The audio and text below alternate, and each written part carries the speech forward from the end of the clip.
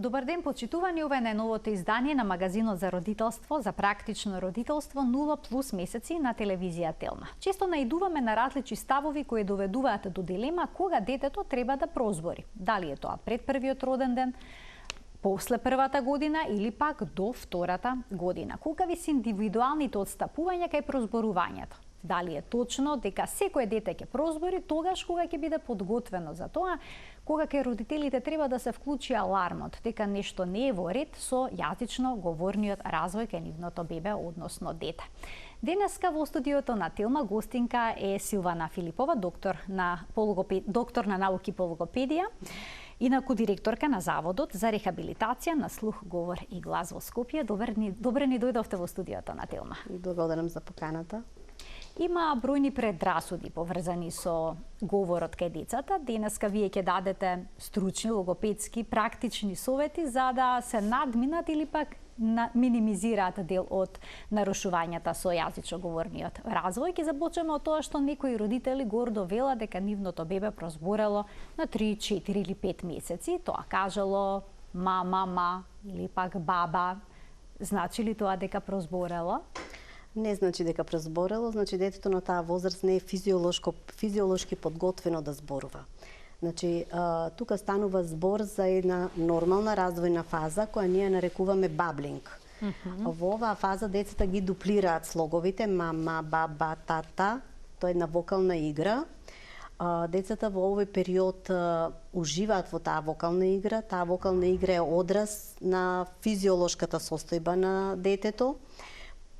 При добивки од оваа фаза во тој период слухот се изострува, детето со некои акустички аспекти на гласовите ги усвојува, преку тие вокални повторувања, вокални вежби ги вежба говорните органи и една физиолошка припрема за понатамошниот развој на говорно-јазичната функција.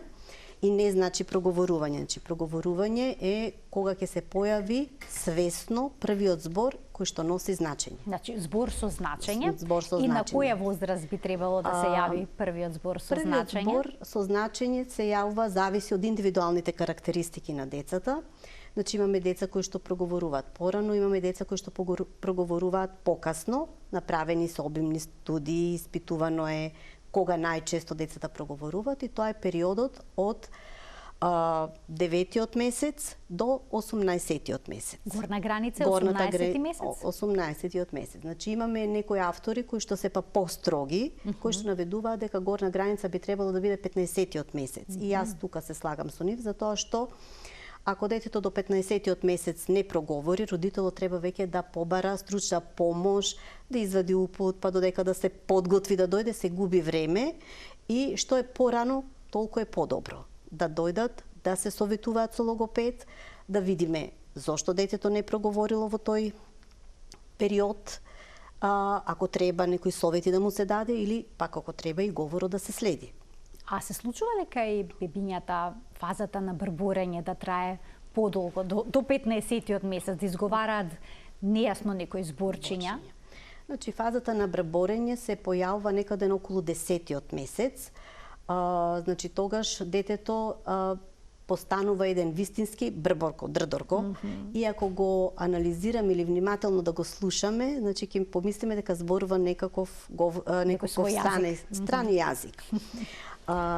Фазата на брборење е исто нормална фаза и таа е вовед во правиот артикулиран говор.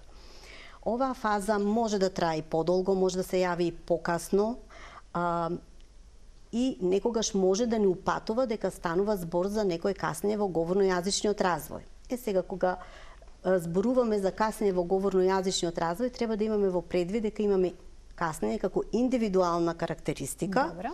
И каснење како нарушување. Значи, во колку каснењето не е големо, тогаш станува за индивидуална карактеристика, кога развојниот редослед не е пореметен, кога детето има нормален слух, кога детето не спаѓа во нека од ризичните категории, во ризичните групи, тогаш велиме дека тоа каснење е индивидуална карактеристика и не е нарушување, дека детето ќе си фати чекор со врсниците и дека ќе го надмине тоа каснење. Но во колку каснењето е од поголем степен нарушен е развојниот редослед. Што значи тоа? Значи некоја фаза трае подолго, некоја пократко, некоја фаза е прескокната, значи тука е нарушен развојниот редослед. Детето спаѓа во некоја категорија на ризико деца или има некои други пропратни состојби, тогаш велиме дека каснењето веќе значи и некое нарушување во говорно-јазичниот развој и треба повнимателно да му пристапиме. Кога децата имаат некакво каснење во говорно-јазичниот развој, да речеме фазата на брборење трае подолго, родителите обично се обидуваат да го разберат неразбирливиот говор на детето. Имаше пример пред некоја година, беше дури објавен списокот што мајката го дала на учителките во градинка со зборчиња нејасно изговорени од незиното дете и нивното значење за да можат да одговорат на барањата на детето. Треба ли родителите да се трудат да го разберат тој говор? Овака, сега тоа не е брборење. А не е веќе брборење. Не е веќе брборење. Зашто се работи тука? Кога родителите се трудат и веќе родителите најчесто и знаат што зборува детето, тоа е фаза која што се појавува веднаш по проговорувањето. Значи некаде околу 14-15 месец, кога веќе имаме интензивна експанзија на зборови. Детето усвојува секој ден нови зборови, почува да ја чувствува комбинаториката, дека со измена на гласови, слогови може да добие зборови со друго значење. Кога детето веќе има голема желба да зборува, но физиолошки уште не е, говорните органи не му се спретни да ги совладаат тие мисли кои му надоаѓаат на детето, мисловниот процес интензивно се развива, но артикулацијата е се уште нестабилна. Значи, ги изговара гласови на пошироко артикулационо подрачје, располага со многу мал број на гласови кои правилно ги изговара. И тогаш се присутни испуштање на гласови, метатези, инверзии, адици, и најчесто родителите си го разбираат детето и тоа нашите автори го нарекуваат семеен говор.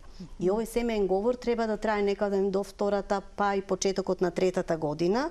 Ако трае покасно, значи веќе треба да побараат стручна помош. И затоа мајката си го разбирала своето дете, но за да може наставничката да ги разбере потребите на детето, таа и ги напишала го напишала значењето. Значи, децата во тој период наместо готово, доково, топка, тока, прават комбинации, се обидуваат да сврзат по 2-3 збора во реченица, али се уште се неспретни и нивниот говор е многу неразбирлив. Обично, кои се првите зборчиња што ги изговараат децата? Првите зборчиња обично се именка или глагол, која означува некој предмет или активност кое што е присутно или се случува во нивната околина. Например, тоа најчесто се играчките, животните, глаголите, например, кои означуваат активност, јаде, спие, пие, и имињата на членовите на семејството.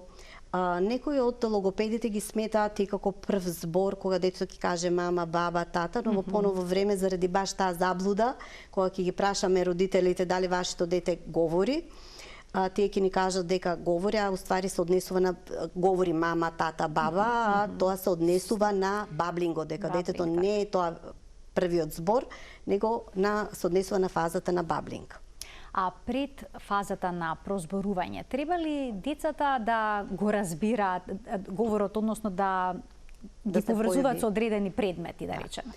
Овака сега родителите па и стручните лица многу малце му посветуваат внимание на разбирањето. Ние тоа го велиме рецептивен говор и го ставаат во втор план. Поголемо внимание му посветуваат на експресивниот говор, односно на зборувањето на децата. Рецептивниот говор, односно разбирањето, може да ни биде многу важен индикатор кој што ќе ни каже во која насока ќе се движи развојот на говорот. Детето уште во првите месеци од животот, значи почува да ја разбира ситуацијата. Ситуацијата ја разбира најпрво преку емоционалната обоеност на гласот на мајката. И ние тоа го велиме афективно разбирање. Значи, врз основа на тие суперсегменти, интонација, висина, јачина, значи емоционалната обоеност на гласот на мајката му укажува на самата ситуација. Покасно, некаде на околу 8-миот месец, детето го разбира говорот врз основа на ситуацијата. Значи, што се случува по дадената ситуација и велиме дека таквото разбирање е ситуацијско разбирање.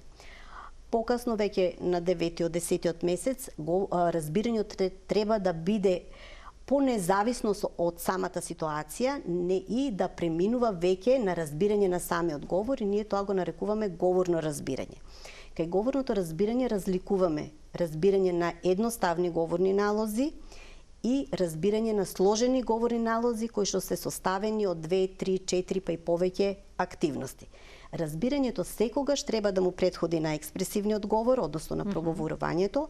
Ако се случи, имаме ситуации кога се случува и обратно, тогаш веќе може да станува збори за атипична комуникација, за развој на атипична комуникација. Значи, многу е важна невербалната комуникација, невербалната заинтересираноста на детето, тоа треба родителите да го следат? Да, невербалната комуникација исто така е многу битна, бидејќи човекот уште со раѓањето е социјално битие.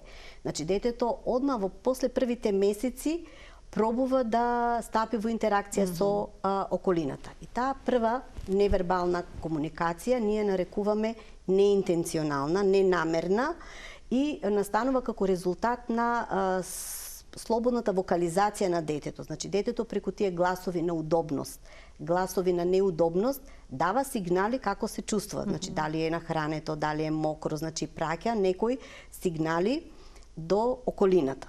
Покасно, со имитација и со емоционалниот врска со мајката, почнува да се јавува таа намерна или интенционална комуникација, која во почетокот е дијадна, значи го воспоставува контактот со очи, потоа е тријадна, кога веќе имаме дете, мајка и објект, односно се појавува здружено внимание.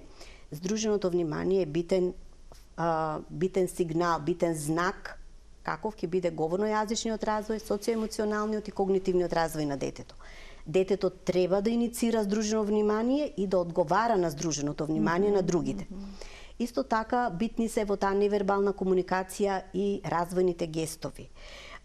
За нас логопедите многу е битен гестот на покажување. Значи, со прстето? Со прстето, да, гестот на покажување.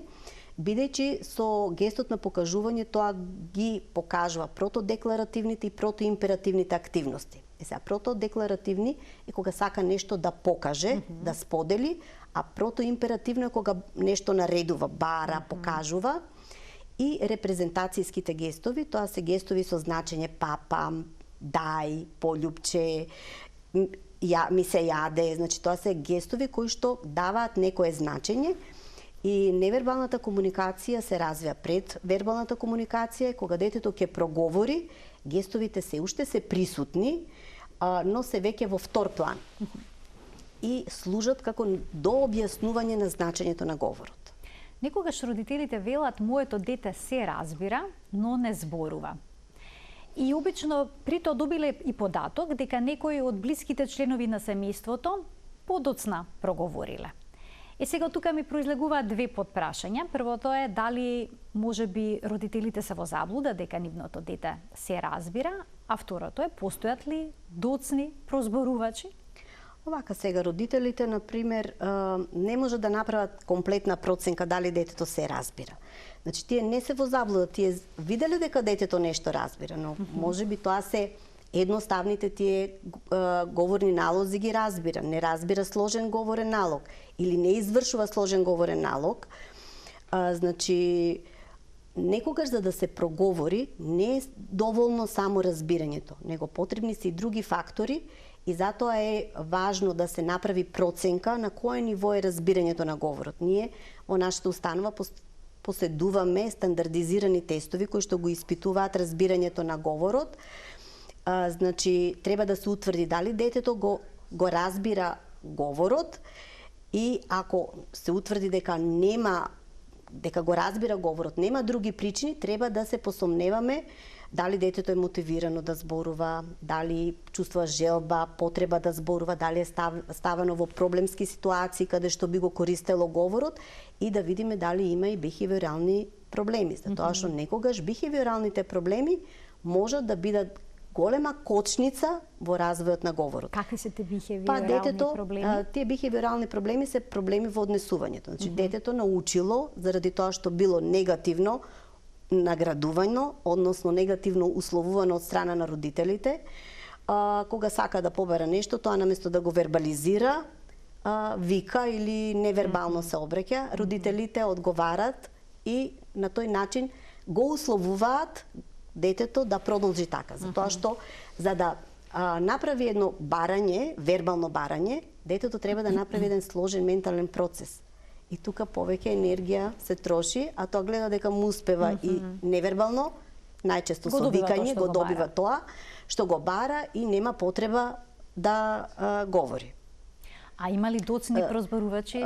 Доцни прозборувачи или рани прозборувачи немаме ние таква класификација. Значи, децата или проговараат, доцни се кои што проговараат до 18 месеци, тоа е нормалниот период кога треба да проговори детето, или тие рани проговорувачи околу 9-тиот месец. Значи, се што е после 18-тиот месец, веќе е знак дека треба да се побара стручна помош. Значи не е нормално на 2 или на 3 години детето да не е нормално. проговори. Значи детето може да проговори потоа со стимулација, со вежби, со работа. Значи ние успеваме да го проговориме, дури успеваме со интензивна работа и вклучување на родителите во третманот, да детето добие говори, да го фати дури чекорот со врсниците. Но тука значи мора да се интервенира и тоа стручно да се интервенира. Значи родителите не може да го остават детето да чекаат само да проговори. Значи потребно е тој говор да се следи и стручно да се стимулира.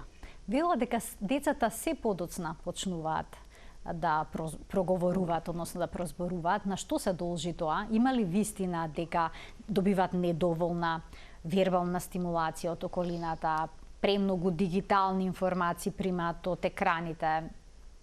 Се работи ли можеби за нешто трето? Постојат голем број на причини кои што можат да го закочат говорно-јазичниот развој. Значи тие може да бидат невролошки, интелектуални, понизок интелектуални способности, нарушување во слухот, функционални нарушувања, дислатерализација, психолошки проблеми. Но најчесто е таа неправилната стимулација и недоволната стимулација, значи брзото темпо на живење, родителите немаат време да квалитетно да го посветат со своите деца, многу малку слушаат жив говор и повеќе се изложени на таа дигитализација. Значи дигитализацијата е една од неправилните стимулации во раниот развоен период. Значи, да не ме сватат погрешно, значи дигитализацијата е добра работа, но е лоша кога има и добри страни. Во раното детство не се препорачува. Не се препорачува заради тоа што таа ни стана замена за се. Кај нас доаѓаат родители кои што ние им поставуваме прашање дали детето е изложено на компјутеризацијата на технологијата и 90% одговараат, ако ништо друго, дека додека го хранат или го облекуваат за да биде мирно, му даваат телефон за да може да го нахранат или да го пресоблечат. Значи тоа е многу погрешно заради тоа што мајката кога го пресоблекува детето, значи таа треба да го смири со говор. Ако го изложи на телефонот, значи додека го пресоблекува, значи ја губи можноста да го воспостави контактот со очите со детето. Да му се обрати. Тој контакт со очи не го воспоставува уште во најраната таа невербална комуникација со детето. Покасно, ако додека го храни, ако детето гледа во телефонот и го немаме тоа здружено внимание, детето јаде несвесно, потоа детето по цел ден е на телефонот, слуша говор кој што е преку микрофони, тој е дигитализиран говор, неправилен, ја нарушува аудитивната перцепција. Аудитивната перцепција е основа за развојот на говорот. Потоа телефоните ги престимулираат децата. Таквите деца хиперстимулација. Да, кога ќе ги ставите во некоја просторија во која што има да е полна со играчки, нема да знаат што да прават и ќе му биде се досадно освен телефонот. Исто така таа социјалната комуникација, значи детето со телефонот комуницира еднонасочно, си ги бара оние содржини кои што тоа не му се интересни, телефонот не бара повратно од детето и најчесто децата не учат како да стапат во интеракција со околината, дури и не ги заприметуваат другите во околината, па се појавуваат тие нарушувања во социјалната комуникација. Исто така детето треба на најрана возраст да гледа тродимензионална слика. да ги фаќа предметите. На телефонот гледа дводимензионална слика. Се нарушува периферниот вид, не се усвојува добро третата димензија, длабочина, па потоа имаме покасно и проблеми во читање, пишување, во фината моторика и така натаму. Палчето со кое што покажуваат е проблематично, бидејќи наместо да покажуваат со него, тие се движат по екранот. По екранот. Тука не ја развива таа опозиција на палецот, пинцета фатот, трипрстниот фат, кој што е битен понатаму за развој на графомоториката и обично децата кои што долго време се изложени на влијанието на компјутеризацијата, на дигитализацијата, имаат лоша фина моторика, лоша манипулативна спретност, лоша графомоторика. А битни ни се прстињата за стимулација на говорот, бидејќи најбезболно преку таа фина моторика го стимулираме говорот, затоа што раката има најголема репрезентација во мозокот. Така, тука ќе пуштиме еден блок реклами, а веднаш потоа ќе продолжиме со денешниот разговор. Почитувани останете на Телма во 0N+, ќе можете да се вклучите и вие со ваши прашања на денешната тема.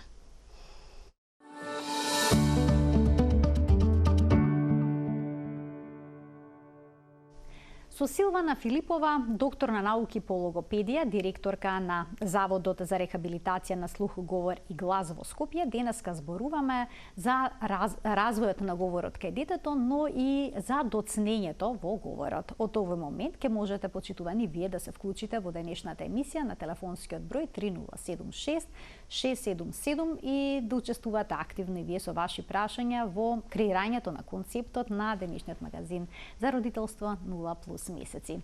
Доколку отсуствува вербална стимулација кон детето, дали ќе се развие неговиот говор? За да се развие говорот, потребна е биолошка основа и стимулација од надворешната средина. Значи, сложената говорна јазична функција е овозможена, значи низиниот развој е овозможен преку синхронизираното работење на центрите во централниот нервен систем, но без двигател од надворешната средина нема да може да се развие. Невробиолошката основа со која детето се раѓа, само во интерреакција со надворешната околина може да прерасне во полновредна комуникација. Во спротивно нема да се развие или ќе се развие некој вид на атипична комуникација. Значи, раната вербална стимулација е многу битна за развојот на говорот. Значи, говорот треба да биде насочен кон бебето, кон детето, не е доволно, како што споменавте, да слуша разговор на возрастни од околината.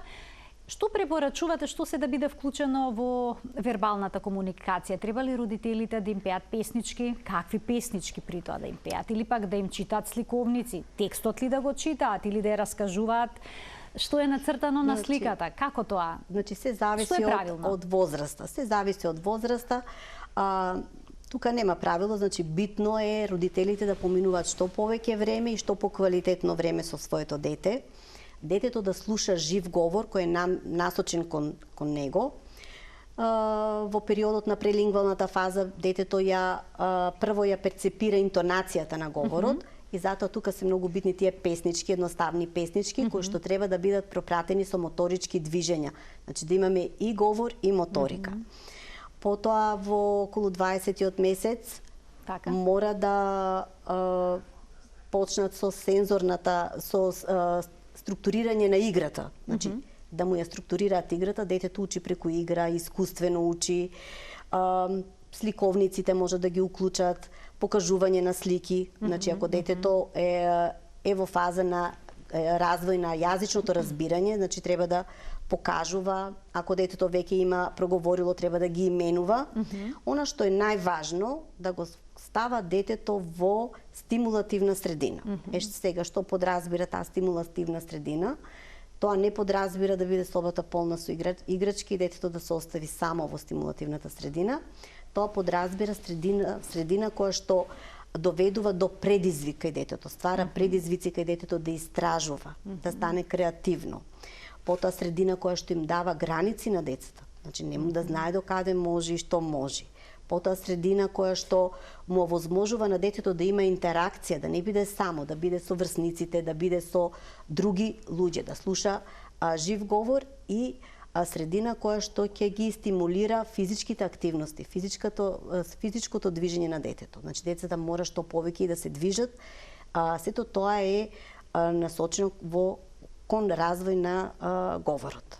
А со каков јазик треба да му се обраќаат родителите на детето? Дали говорот треба да се приспособи на неговата возраст? Некои родители со бебешки говор му се обраќаат на бебето. Па говорот треба содржински да биде прилагоден спрема возраста на детето. Значи, ако детето е на помала возраст, треба да му се обраќаме со зборови кои што се едноставни, двосложни зборови со кратки реченици, разбирливи за детето. Никако не смееме да се обраќаме со бебешки говор. Зошто? Затоа што детето се стреми својот говор да го прилагоди на говорот на возрастните. Значи, со своите механизми за автокорекција, тоа си го коригира својот говор по зависност на тоа каков е говорот на средината. И ако родителот му се обраќа со бебешки говор, тоа ќе го автоматизира тој бебешки говор. Во почетокот нас ни е многу интересен и симпатичен тој говор, но подоцна може да постане да биде проблем и детето да биде изложено на подсмев на средината и многу потешко да го коригираме. Значи, родителите треба да бидат прав говорен модел за детето. Да му се обраќаат, но при тоа да го прилагодат содржински за возраста. Да вклучиме гледач со прашање. Добар ден за него. Добар ден. Добар ден. Во програма сте, повелете. Благодарам. Сакам да поздравам докторката и водителката, да поставам едно прашање до докторката. Повелете. Имам внукичка 4,5 години. Зборува зборови, слики, се тоа препознава, меѓутоа не може уште, например, ќе рече дојди, седи баба, така реченици да склопи реченици, не знае уште да склопува реченици. Дали е тоа нормално или не? Оди на логопед. Така, ви благодарам за вклучувањето. Дали е нормално дете на ова возраст да не склопува реченица и кога треба всушност да се склопи реченицата? Значи, колку што разбрав, детето оди на логопед. Логопед, така. Значи, треба да оди на логопед. Кај детето, колку што сватив, имаме аграматичен говор. Значи, детето не може да ги склопи граматички правилно речениците. Значи, се уште не му се усвоени граматичките правила. А граматичките правила децата ги усвојуваат измеѓу 3-та и 4-та година. На 4 годишна возраст веќе говорот треба да биде граматички правилен. Значи, детето треба да продолжи со работа со логопед и да посветат малку повеќе внимание на богатење на речникот и на тие усвојување на тие граматички правила, односно усвојување на зборовите како што се предлози, прилози, малку им се потешки на децата. Значи, мора да посетува говори вежби. Едно од честите прашања на родителите кои што имаат дете што не зборува е како да го натера да прозбори. Детето не треба да се присилува да прозбори. Значи, говорно-јазичната функција е доста сложена функција и има доста долг развоен период, треба време, трпение. Детето кога ќе биде спремно, тоа ќе почне да зборува. За да можеме да индиректно да го стимулираме детето да прозбори, треба да створиме пријатна атмосфера, детето да осети потреба дека треба да говори, односно да се створи желба кај него да зборува. Да го ставиме во проблемска ситуација, каде што мора да се послужи со говорот за да добие нешто. И најдобро тоа можеме да го направиме ако детето го вклучиме во градинка. Тука се неговите врсници кои што нема да го разбираат и тука најдобро се ствара таа желба, да, и ќе се труди за да комуницира со нив. Исто така и играта, преку играта, структурираната игра, да не го пуштиме детето само да трча низ играчките, него да му ја структурираме играта, при тоа да именуваме се што работиме, да го поврземе активноста со говорот. Значи, на тој начин ние преку игра ќе му створиме желба и мотив да детето почне да зборува. Уште еден гледач ке вклучиме, да го слушнеме прашањето. Добар ден. Добар ден. Добив знак дека имаме гледач, еве уште една можност за него да се вклучи во денешната емисија во магазинот за родителство 0+ месеци. Ве слушаме, повелете. Добар ден. Една бабичка се јавува, сега ве слушаме повторно, се изгубивте за момент. Значи вие сте една баба, една бабичка која што сака постави прашање за незиното внуче, предпоставувам. Прашање за моето превнуче. Кога треба Р буквата да ја вика? Се знае и поврзу и се, ама буквата Р тешко ја изговара. А на која возраст е детето? 3 години. 3 години е вашето правнуче. Ви благодарам за вклучувањето во емисија. Фала и пријатно. Пријатно, повелете. За гласот Р, немојте да се секирате на таа возраст. Значи, детето на 3 годишна возраст се уште неговите артикулаторни органи не се толку моторно спретни за да можат да ја произведат. Значи, имаме деца кои што и на 3 годишна возраст го изговарат гласот Р, но гласот Р има посложена акустичка и артикулациона структура, значи потежок глас за изговор на децата. Обично децата го добиваат спонтано на 4-4,5 годишна возраст. Значи, после 4,5 годишна возраст би требало да се обратат за помош во колку само него добие гласот. Кога ќе дојдат родители со дете кај вас што не зборува, какви прегледи најнапред треба да направите?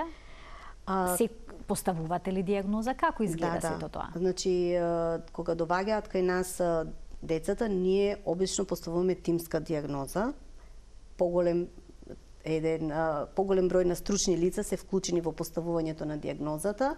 Значи, тука правиме психолошко испитување, дефектолошка проценка, оториноларинголошки преглед, аудиометрија, логопедска проценка. Ако има потреба, детето го упатуваме за невролошко или преглед од страна на психијатар. Значи, правиме една тимска комплетна диагностика. Можам да кажам дека располагаме и со стандардизирани тестови кои што вршат проценка на кое ниво е развојот на говорот на детето, во кое ниво е развојот на разбирањето на детето. Имаме скрининг тестови за утврдување на одредени диагнози.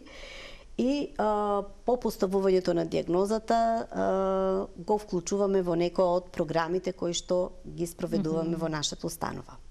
Двајца гледачи очекуваат да постават прашање, ќе ги слушнеме двете едно по друго. Добар ден за првиот гледач. Добар ден. Јас се надевам дека успешно ќе се вклучи гледачот во денешната емисија. Добар ден за него. Добар ден. Ве слушаме, повелете. Се работи за 3,5 годишна девојченце. Така. Она многу рано почна да зборува на година и пол. И сега прашањето ми е дали може да се утврди дека она шшка на оваа возраст или треба да почекам уште малку. На средина на зборот буквата Ш ја кажува, ама на почеток на зборот некогаш како да зашшнува. Добро. Ви благодарам за вклучувањето во емисија. Да го слушнеме прашањето и на следниот гледач. Добар ден. Се исклучил. Во ред, повелете. Значи, на 3,5 годишна возраст немате потреба од грижа дали детето, како што рече, шшка или има некој неправилен изговор на некој глас. Значи, гласовите Ш, Ж, Ч, Дж се имаат уште време, имаат уште развоен период додека да созре артикулацијата. Значи, тие се појавуваат некаде од 4,5 години, па дури на 5-та година. Детето може и во колку има некое шшкање или латерално насочување на воздушната струја или некоја неправилност во артикулацијата, има време само со тие механизми на автокорекција и со слушање на прав говорен модел, самото да ги коригира. Во колку не ги коригира, значи артикулаторните нарушувања, во колку детето само не ги коригира, ние започнуваме да ги коригираме некаде после 4,5 годишна возраст. Значи, за развојот на било која функција има критичен период. За говорно-јазичната функција, за усвојување на говорно-јазичната функција, критичен период се првите 3 години. Тука се ствара базата која што е потребна за развој на говорот во тој период и затоа велиме дека првите 3 години се битни и некои автори велат дека какви се првите 3 години, такви ќе ви бидат наредните 80 години. Значи каков е развојот во првите 3 години многу влијае за понатамошниот развој, а останатото е се надградба. Сега, за артикулацијата, значи, поставена е базата на 3 години, но артикулацијата се развива до 5-та година спонтано, а некаде веќе 6-та, 7-та, 8-та година почнува да се стабилизира и да се автоматизира. И ако до 8-та година не го коригираме неправилниот изговор на гласовите, тогаш тој ќе се автоматизира и ќе остане како тако во текот на целиот живот, односно многу потешко се коригира.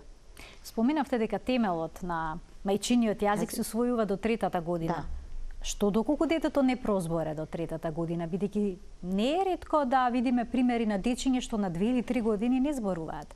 Па да, тие треба да се обратат кај нас со стимулација, со работа, со логопедски третман, вклучување на други стручни лица за кои што ќе има потреба, значи ние правиме една проценка на целокупниот развој, детето може да надокнади и да фати чекор со своите врсници. До се случаи на 4 на 5 години, значи, се уште да немаат сега. Значи, кај нас најчесто доваѓаат деца кои што не проговориле до 3-та година. Затоа чекат ли родителите? Родителите обично го заприметуваат тоа. Тие си ги споредуваат децата со останатите врсници. Но најчесто се утешени од некои од постарите членови дека ете има време, рано е некој во семејството покасно проговорил. Исто така со жалење можам да кажам дека и ние логопедите до пред 5-6 години ретко примавме деца на третман пред 3-та година. Исто така и до ден денеска можете да слушнете дека некој педијатар, логопед, дефектолог има време, почекајте. Значи истражувањата и праксата покажува дека не е така, дека детето треба веднаш во колку се појави некој знак дека може да има некое каснење во говорно-јазичниот развој, да се обрати за стручна помош и проценка. Ние кај нас имаме отворено кабинет за рана говорно-јазична интервенција во која ги офаќаме децата од 0 до 3 години, значи уште од најраната возраст, и со мултидисциплинарен пристап може децата да си фатат чекор со своите врсници. Сега се случува некогаш и покрај интензивното работење, детето да не проговори на 4, 5, па и на 6 години, тогаш ние правиме повторно комплетна проценка, бидејќи говорната функција не се развива изолирано од другите функции.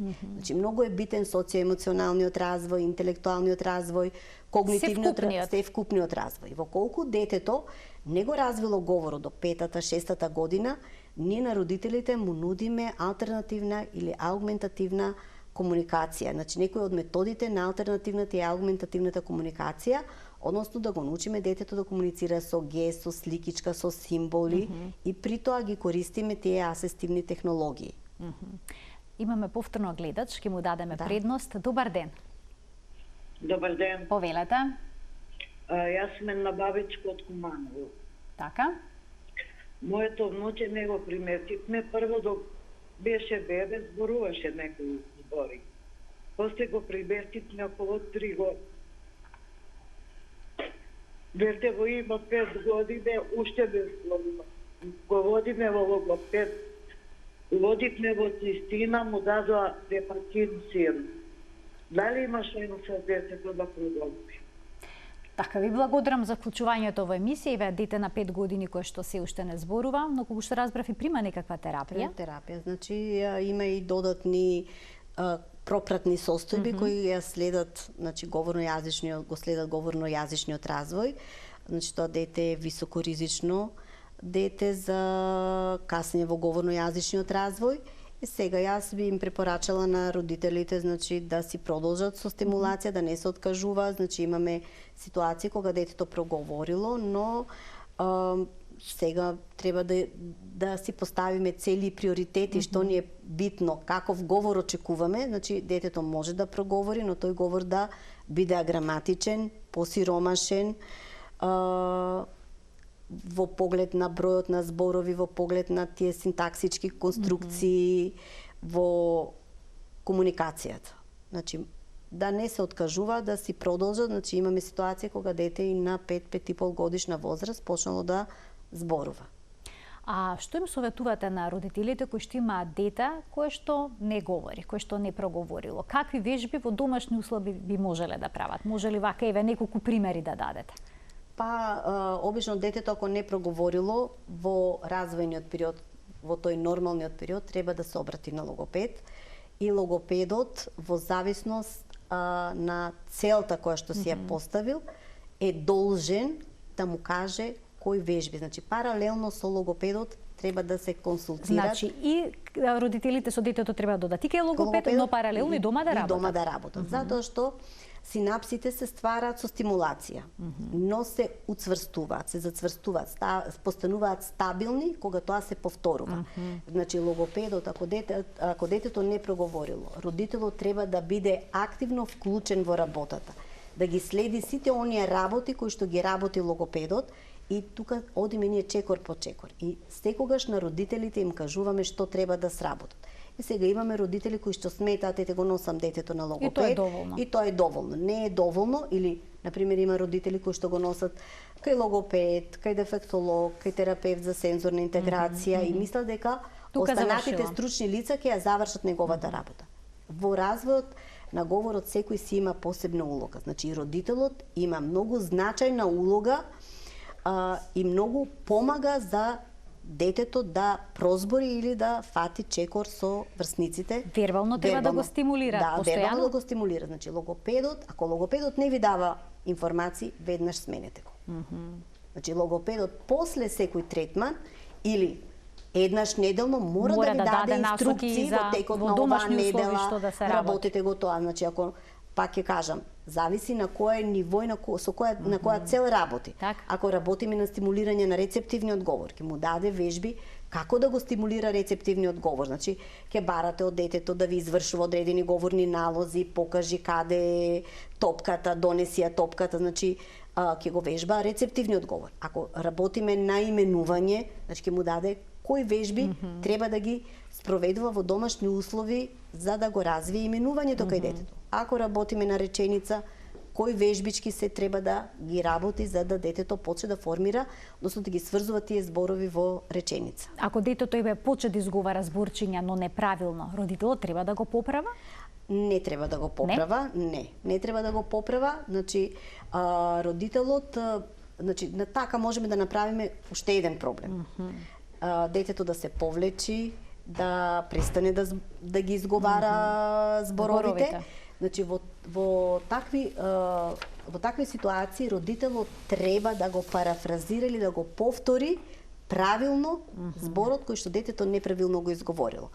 Например, ако детето рече такам дода, родителот треба да повтори сакаш вода? Да, еве ти вода. Значи, тоа јасно, гласно и со побавно темпо. Не да бара од детето да се поправи. Значи, детето ако може, оно ќе го изговорило правилно. Значи, детето треба да слуша правилен говорен модел. И во дадената ситуација, кога детето неправилно го изговорило дадениот збор, родителот да го повтори правилно и на тој начин детето ќе се стимулира за да се труди на следниот пат да го прилагоди својот говор кон правилниот изговор на дадениот збор. Јас ви благодарам за мноштвото корисни информации, насоки кои што ни ги дадовте денески, се однесуваат на развојот на говорот кај детето и секако доколку се јави некаков проблем, односно застој во овој јазично говорен развој. Има уште многу работи за кои што можеме да зборуваме, но ета, секогаш има можност уште едно ваше гостување. Па, се надевам дека ќе ме поканите. Се надевам дека наскоро повторно ќе прифатите уште една покана за интервју. Почитување ова беше се во денешниот магазин за родителство 0+ месеци. Ви благодарам за вниманието со кое што не следевте. Пријатно.